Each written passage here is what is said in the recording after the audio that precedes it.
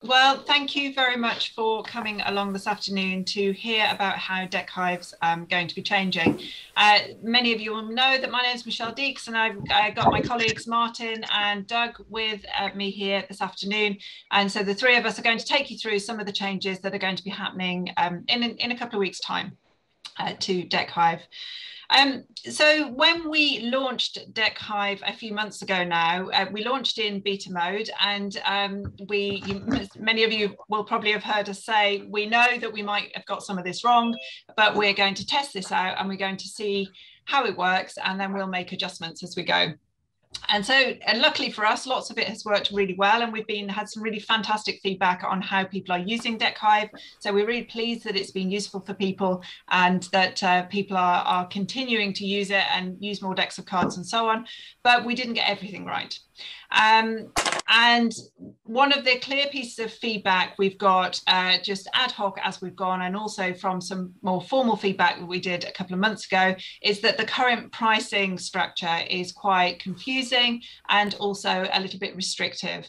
And we want to make sure that Deckhive is valuable, that people can use it as much as they want in the ways that they want, and to make sure it's cost effective however you want to use it, whether you're a coach, whether you're a facilitator, whether you're using it 2 or 3 times a month, or whether you're using it every day. And so we're going to make some changes over the next couple of weeks that we hope are going to make it much more user-friendly in a broader sense, but also make it more cost-effective as we go forward. Yeah, so just to talk you through what those main changes are for those of you who haven't seen that before. The most significant thing is we're going to be changing to a subscription. And this has been an interesting journey actually over the last few months, because it seems to have been at every stage when we've asked a question about pricing, there seems to be a number of people who would love the idea of it being a subscription, and a number of people who felt that that wouldn't be the right thing for them. But ultimately, it seemed like it would work for the greatest number of people to simplify things and make it available as a subscription. And we'll talk you through in a moment about the different plans that will be available, but there'll be essentially 3 different plans. A free plan, a starter plan, and an unlimited plan. And the key thing with all of those, or both of those paid plans, is that you then won't need to buy the access to decks separately as you have done before. So that's been the key element of confusion, I think, for a lot of people who are new to Deckhive, has been the fact that we had a double-edged sword with the pricing. We had buying the content on one hand, but we also had the buying of the guest passes to be able to run sessions and invite people in real time. So what we're going to do is simplify that so that you get access to all the decks and can use any of them as and when you want, which we hope will make that a lot more flexible, so that you can actually use the right content for the right client and the right situation that you're running at the time. So hopefully a lot of opportunity to do different things and find new decks that work well for you, but without that kind of constraint. And you'll also be able to continue to create your own decks as part of those paid plans as well. We'll say a bit more about that a bit later. Another change that we're making as part of that is to change from guest passes to a focus on sessions instead. So the plans will have a set number of sessions. So if you're on a free plan or a starter plan, then you'll have an allowance of 5 sessions per month that you can run. But you will be able to have as many people as you like in those sessions. So it won't any longer be the case that the larger the session, the more it will cost you to do that. So hopefully, again, more freedom and flexibility around that. So you'll have the unlimited guests in a session. But we're also going to make it quicker and easier to get people into a session, because we've had feedback about that as well. I don't know if any of you here have found that same issue, that when you're trying to get that guests into a session, that sometimes it's a bit clunky in that they have to enter their email address, and we know that they get sent the rejoin link in case they fall off and so on. So we're actually simplifying that, and Doug will talk you through in just a second to show you how that will now look when we start sessions and when we invite people. So we'll give you a bit of a sneak preview about how that will work. I think it in many ways does make it more simple and cleaner and easier to use, but clearly it's just a little bit different. So if you're used to the way things are at the moment, then it'll be helpful, hopefully, to see how it will be going forwards. So if I stop sharing my screen, and then hopefully that will allow Doug to share his. Okay, hopefully you're seeing We are. That's great. Okay, I'll just move Zoom out of the way. Oh, you still seeing it? Yep. Oh, good. Okay, something popped up. Okay, so I'm just going to show you how we would go through the process of creating a session and then activating it. I've got a session here I've created already, but I'm just going to create a new one. So I'm just going to browse. This is my local machine, by the way. So these are all just random like play decks. They're nothing real. So I'm just going to use the playground one here. So I'm going to start a new session here, and you'll notice the first thing it does is it comes up in draft mode. So this allows you to lay out your cards in any way you want to. I've only got one card in this session. It's a very exciting session. And so you can lay out your cards and all that sort of stuff and then save it in the normal way. So you might save your session and I'll just call this demo. If I can type, I should be able to type, shouldn't I? Being a developer, you'd think so. Okay, so I've now saved that session, and obviously if I leave that session and go to my dashboard, it's now hit saved like it was previously. It's just another session that's been saved. So you can save it and then go back into it at any point. The point at which that your allowed number of sessions is decremented is at the point that you activate the session. So we have this sort of state of activated sessions. So it remains in draft session mode until you activate it, at which point it's active for 12 hours. So you get 12 hours to play with it. So you can come in and out of it as many times as you like within that 12 hours once you've activated it. So I'm going to activate that now. And that just takes off that draft mode so that you're now running in a full normal session as you were before. And if I was to leave this session, I can leave it, and I can see now that that's in green just to show that it's an active session. So I can come out of Deckhive and log back in later, and that session will still be active for that 12-hour period. And if I open that again, it just goes back in to that session. So we've now got this active session, and now we can invite people. So this is similar to the previous system, but it's a bit slicker now. So if I copy that link to the clipboard, I'm just going to go over to a different browser here, and I'm going to go paste and go in there. And that takes me to a similar kind of thing that you had before, except there's less to enter now. So you don't even have to enter your name. You can just click on agree and continue. But I'm going to put Dingo in because I like that name. And you click on continue, and that's it. The person is now in the session. If you wish to, and you'll notice, people who've used this before may notice that I didn't go into the waiting room in that instance, and that is because the waiting room is now an option. So it's by default it's off. And people can just come in by clicking that link and click and continue, which, as you can see, is really nice and slick. But if you wish to, you have the option in the settings to place guests into a waiting room before admitting them, so you still got that security level on there as well. And of course, if you wish to, you can also, as you could before, you can also lock your session to prevent people coming in as well. So once you've got the number of people you're expecting in, you can lock it, and that prevents people coming in. And that's pretty much all there is to joining a session now. It's literally just you paste your link into Zoom or whatever you're sharing with, send it to your guests, and they click on it and click continue, and they're in. So none of the emails that were sent before get sent. It's just that straightforward every time. So I hope, does that cover it, do you think, Martin? I think so. Yeah, that's good. Yeah, so thank you. So we'll move on and talk about subscriptions in just a second. But yeah, we thought it was important to show you just that other part, because I know that for some people that's been a bit cumbersome in the way that it's worked so far. But I'm sure when you start playing with it again, you'll find how much easier that is to use than things were previously, and it make life a lot easier for your guests. So let me just share my screen again, and Michelle will talk you through the next slide. So we're going to have 3 subscriptions available. The first one will be free. So this will be where you automatically get moved to. When we flip the switch and change over to this new model, you will automatically be on a free subscription. So you don't have to worry about, we're not moving across to anything where you're paying or anything like that. You simply get moved across to the free subscription. We'll then have a starter subscription and an unlimited.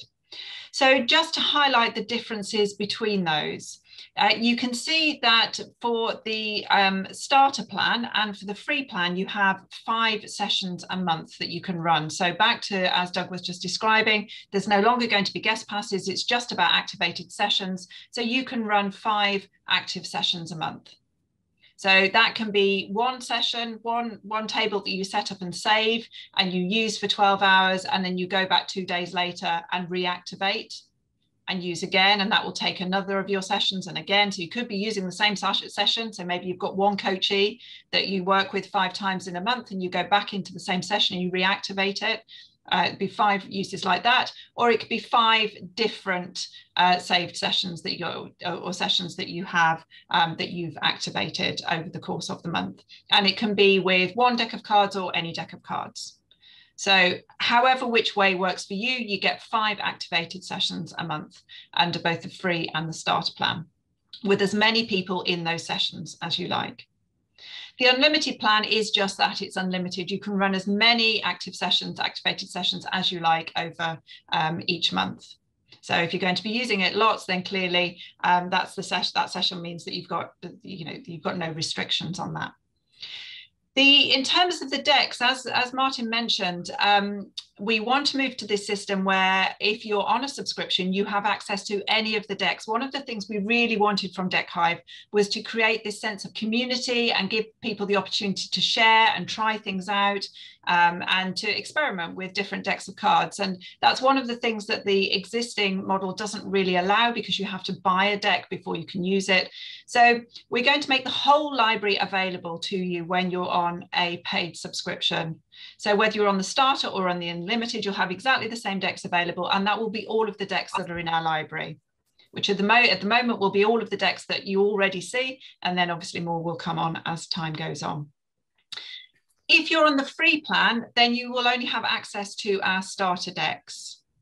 So we have a couple of starter decks on there at the moment. One is just a demonstration deck, and the other is a set of questions. And we will add 1 or 2 other starter decks as well. But you won't have access to any of the decks that have been created by our creative partners. So any of the paid for decks will be on the starter or the unlimited plan. They won't be on the free plan. So we'll talk a bit more about that in a moment. Of course, we're going to keep the facility for you to create your own decks, and on both of the paid decks, you can create as many decks as you like and save as many decks as you like, and you will be able to use other people's private decks as well on any of the paid subscriptions, but you won't be able to do those on the free subscription.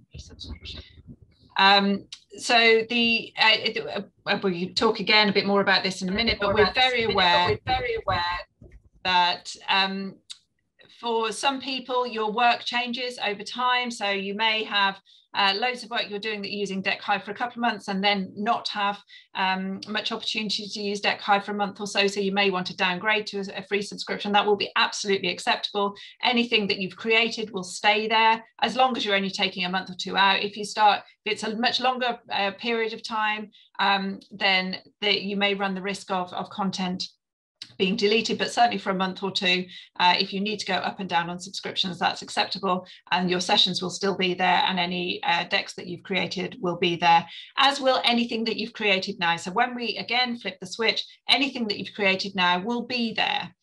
So decks you've created, sessions you've saved, all the decks that you've been using previously will be there, but you will need to subscribe. You will need to be on a starter or an unlimited package to access those.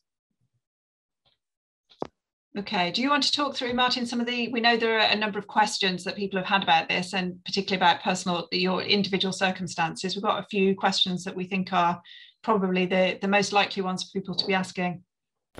Yeah, absolutely. I'll kick off, and then maybe we'll alternate through these questions. So first of all, what decks will be available? So as Michelle just said, all the decks that are currently in the library now that have been until now paid decks, they will all be accessible to you as part of the library on a paid subscription. And we have other decks in the pipeline, so we are keen to add more content. So if there are any decks that you really love to use that aren't currently in Deckhive, then please let us know, because we can reach out to those guys and see if they're happy to have their deck added to the platform. So over the next weeks and months, you'll see more and more content being added to that library that will make it more and more useful for you, I hope, as we go forwards. What happens if you've already bought decks or guest passes? Well, we're very aware that people have already chosen their favourite decks and bought those, and you may well have guest passes that you haven't yet had a chance to use. You should have received an email from us. So if you have bought anything on Deckhive up until now, then you should have received an email from us explaining how we're going to manage that. But basically, we really appreciate you being our first users and supporting us up until now. So we are making what we hope you will see as some generous offers around usage and some free use of subscriptions to start with. So please do look and see if you've got an email from us. If you haven't, then get in touch. If you've paid for anything, either decks of cards or guest passes that you haven't used, you should have received an email about that. Yeah, and in terms of the decks that you've created before, then you will be able to have access to those if you're on a paid plan, and we'll make sure that we save those safely for you, so that if you are on a free plan for any period of time, then you won't lose them. It just means you won't be able to use them in the short term. But we want to, as Michelle said before, we want to keep that flexibility as best we can, so that it's as useful for you as possible going forwards. We know many of you do need that flexibility in these kind of tools. Mm-hmm. And that obviously holds for the sessions as well that you've saved. If you don't want a subscription, as we've said, we will move you automatically to the free subscription. So all of your previously created sessions and decks and so on are saved. If you don't want a subscription, then you may just want to be happy to stay on the free subscription for now. If you're not happy with that, then obviously please just get in touch, and it will be possible for us to delete your accounts should that be something that you require. But we hope that you'll give it a go and try it out and see how you get on with the new model. Yeah, and the last question there on the left-hand side around being able to move plans, as you hopefully gather by now, that's going to be very easy to do. Doug's built a really nice system to be able to do that from within your account page. If you go to the top right hand side of the screen, and you'll see your account there in the menu, and that's where you'll be able to change which plan you're on as and when you need to do that. So it should all be very simple, very similar to other systems that you've used before where there are subscriptions. It's pretty easy to navigate your way around. So regarding the sessions and how it works in practice, how many sessions do I get? Well, it does depend on the plan you're on. So if you're on the free plan or the starter plan, then you will get 5 sessions a month. If you're on the unlimited plan, then it is just that. It's unlimited. You can run as many sessions as you like.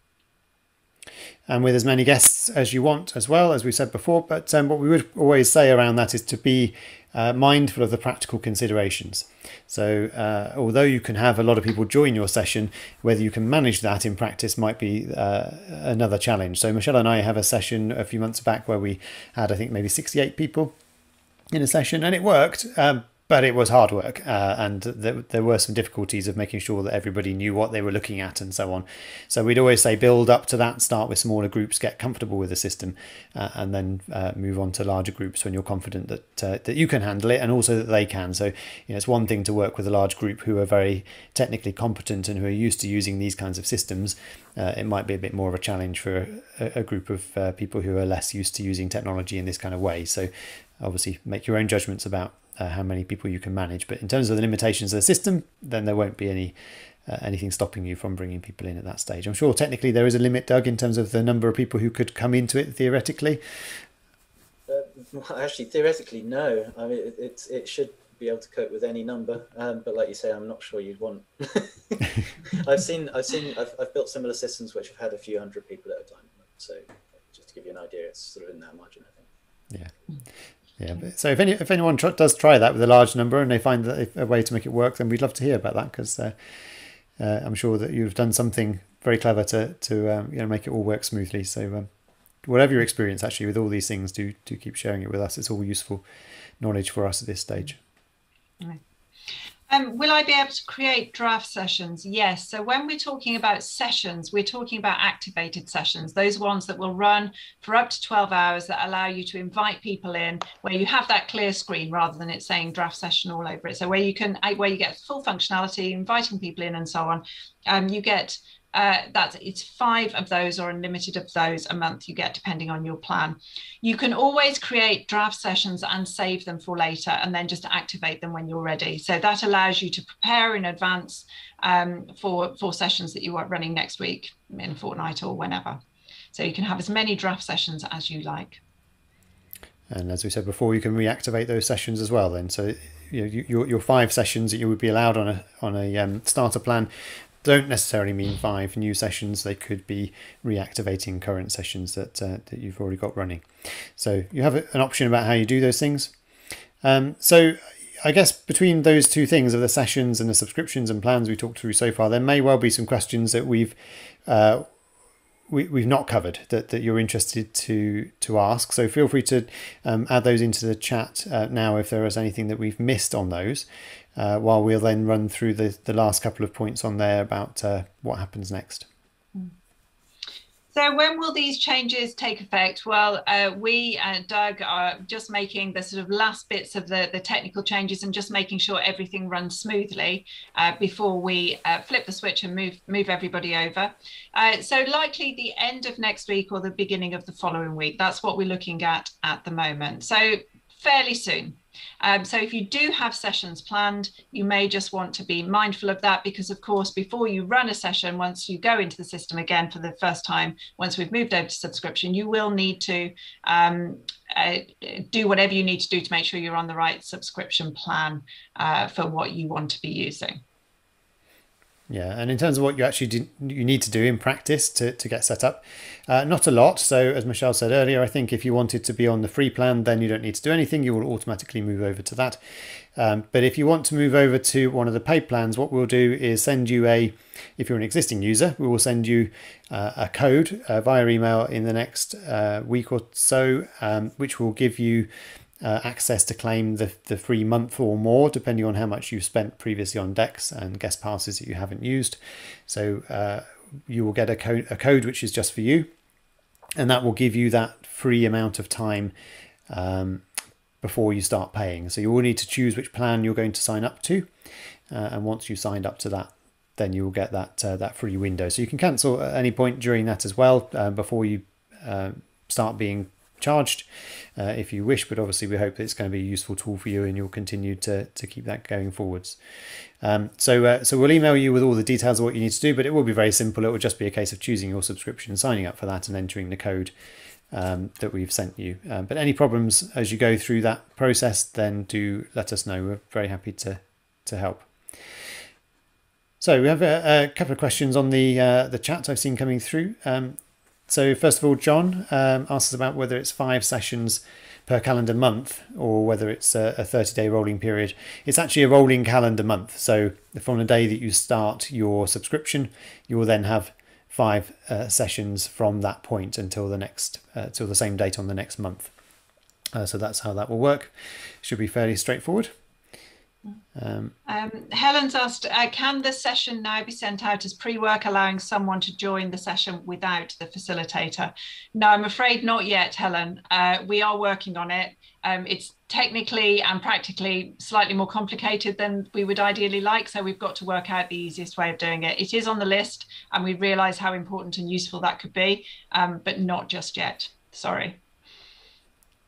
Gail's asking about the decks that she's already bought and whether she'll have access to those if she's on the free plan. So unfortunately not. That's one of the things we needed to sort of simplify in a sense. So yes, exactly as you've said there, the aim of the free time that we're offering is in lieu of the money you've spent on something that you wouldn't have access to in the same way. So hopefully that will work for you, but if it doesn't, then do get in touch and let us know. But as Michelle said before, we've deliberately been generous with the amount of time and cost that we're sort of offering in lieu of those decks you've already bought. So hopefully you'll be happy with the way that works. But any problems, then do get in touch.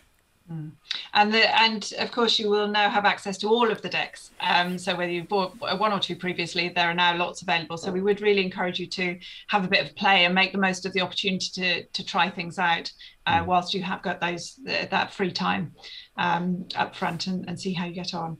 Jenny, your question about you've been having IT problems and so missed some of the session, and asking whether we've recorded it. Yes, we have recorded it, and we will be sharing the recording, so we will do that after the session.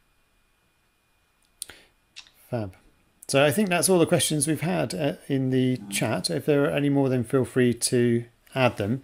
But equally, if anything comes up and crosses your mind after we finish, then feel free to email us at the address there that's on the screen, or contact us on social media, and we'll be very happy to answer it. If you're thinking it, then there probably are other people who are thinking it too. So we also have a blog on our blog page with some FAQs, so we will of course add more questions on there and answers as those things come through, so feel free to get in touch. But we're grateful for you to come along to today, and I hope that's clarified what's happening at least. Is there anything else we need to mention, either Doug or Michelle? Anything we've missed? I don't no, think not from so. this end. No, all good from here. Fab. I've just put the blog link into the chat for anyone. Excellent. Yeah, thank you. Excellent. Okay, well, it's nice of you all to come. Nice to see you, and we'll hope to see you on one of our other sessions. We do have, if you haven't seen already, we've got a number of webinars coming up in the next weeks and months. So feel free to go and have a look at those on our Eventbrite page. In fact, we've got one tomorrow with Pete Mosley, who's going to talk us through his Art of the Possible card deck, so you can learn a bit more about how that came to be, and his suggestions about how you might better make use of it within Deckhive. So that's just one of a number of sessions that we have in the Deckhive Introduces series. But anyone else who's new to Deckhive and wants to know a bit more about how it works, then we have a number of other intro sessions planned in the coming weeks and months as well. So you'll find all of that on our Eventbrite page. But thanks again for coming, and we'll see you again soon. Thank you very much. Thank you.